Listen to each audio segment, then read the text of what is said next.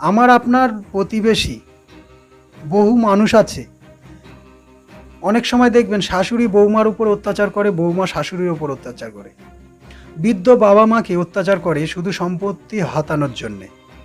এমন ঘটনা প্রতিনিয়ত আমার আপনার বাড়ির চারপাশে ঘটে।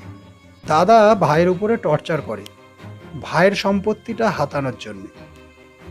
সেক্ষেত্রে কি হয়, অনেক সময় সেই ভাই মানসিক টর্চারে মানসিক ভারসাম্যহীন হয়ে যায়। সেই ব্যক্তি ঘুরতে ঘুরতে একদিন দেখা যাচ্ছে আপনার পাশের গ্রামে কোনো একটা বাড়ির সামনে ঘোরাফেরা করছে। আমরা সেই ব্যক্তির উপরে সবাই মিলে ঝাঁপিয়ে পড়ে তার উপরে অত্যাচার শুরু করি। সেই অত্যাচারের ফলে তার জীবনটা চলে যায়।